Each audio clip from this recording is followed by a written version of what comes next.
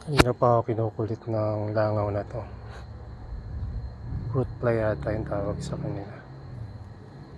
Makati sila pag dumapo. Hindi sila ito tulad ng ibang langaw. Siguro dahil may parang pang sting sila sa puwetan na yun. Hindi naman sila bee. Mas mukha silang langaw. Gaya sila wasp kasi yung bibig nila hindi naman mandible kundi yung suction eh. So gagawin natin yan ay gagawin nating lunch sa ating mga halaman dito. Magpahuli mailap. So ayan, huli rin.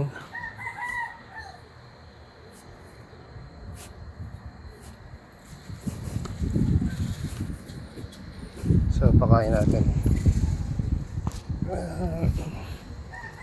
Tayo ng pinaka pwedeng pakainin dito.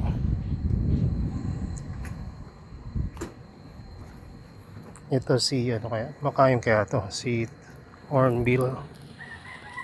Mukha to ng bloody nurse natin kung pwede siyang pakainin. Kung hindi siya ito active traps. Anyway, at tayo ng iba.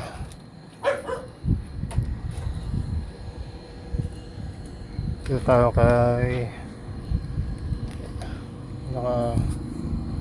ito pala. Sige, dito na lang. Kay GG Giant Farm. Diba?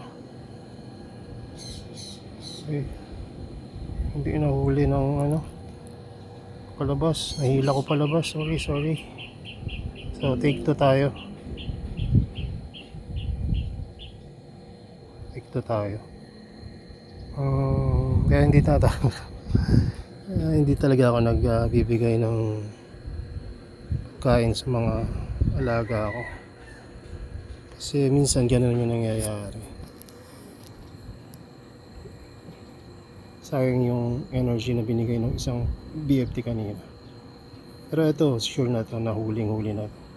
Habang nagpupumigla sila, mas lalong sumisikip yung traps.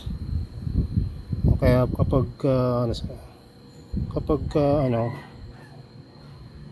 patay na insect yung ibibigay nyo, stimulate nyo sila ng manually or artificially mga 40 times na pindot sa parang ganito. Ito kasi pwede ko nang gawing sample kasi hindi na siya active, so mga 40 na ganyan. Anyway, para maging ganito yung itsura ng traps, ayan, close na close. So ayan, tayo ay magbabalik sa replanting session. So ito na yung una ko pangalawa pala. O, tingnan nyo yun. Ayun yung makukulit na lang. Mamaya, yan naman yung ipapakain. So ito yung GJ Vladinars. Meron pa akong itatanim doon. BC Kakariki yata yung tawag doon. Tapos ito naman yung Devil's Eye. Hindi ko pa nalagyan pala ito ng ID. Pero madali naman itong tandaan. Diba? Medyo sila ngayon kahiga. Pero in-expect ko dito once na ma-acclimate after a month, tayo na to. Mas mabilis sana ito ma-acclimate kung mainit. Ayun, parang yung ulan. Butin siguro to ng 1 to 3 months dahil sa situation ngayon ng klima. Diba? That's so pretty. Nakahiga yung mga parang dinaanan ng traktora. So ganun talaga, may mga time na ganyan. Basta't buhayin mo lang yung halaman, gaganda uli yan. So, ayan, ito yung mga tinatanim-tanim ko ngayon. Hindi diba ganun kalalaki? Hindi lahat ganun kalaki pala. So papalakihin pa natin yan. So anyway, gumagamit ako ng rainwater. Testingin natin yung rainwater natin kung ano yung TDS reading. Kung ang ginagamit nating panghugas ay okay pa. So ayan, kita nyo, 9, 12. Mataas pa ba? Ayan, hanggang 9 to 12. Ito namang merong tawag dito, Sphagnumos 63, which is normal. Tapos huhugasan ko pa yan ng rainwater after ko may tanim o didiligan. Kaya bababa pa yan. So basta't below 100, okay yan. Huwag lang yung tulad nung nakita natin nakaraan. 600. Parang talagang mahirap na yan. Mataas na. So anyway, ganun lang ang aking ginagawa. Tapos gumagamit ako ng handy dandy teaser. Maganda yung ganito, yung kesa dun sa makitid na klase. Ito yung pinakamaganda. Malapad-lapad. Tapos medyo ganyang kalaki, malaki-laki. Pag maliit kasi medyo bitin kapag nagre-reach ka. Kung malalaki na yung halaman. So anyway, ganun lang ang ginagawa ko. Halimbawa, ibabalot ko yung halaman. Tulad na nakikita yung pamamaraan dati. Lagay ko yan dyan. Free yung kamay ko ng dalawa. Ibibilog ko yan ng maingat.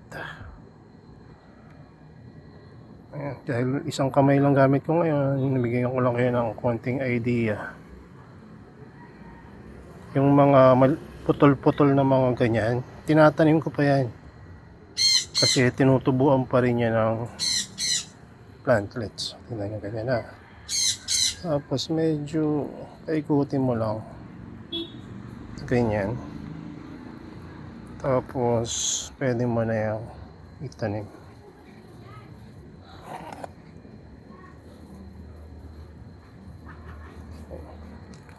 Medyo hindi perfect to kasi isang kamay lang gamit ko eh.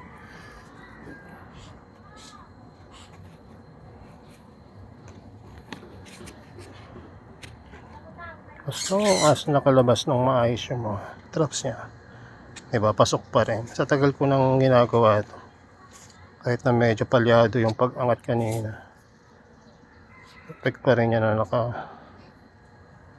tanim. 2-3 halaman yan sa isang plug. Pero pag malalaki, tag-iisa lang.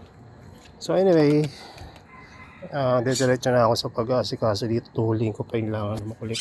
Nandito na siya sa likuran ng kamay ko. Yan o, huliin ko yan mamaya. Pakain ko ulit. So yun lang muna. God bless. Bye bye.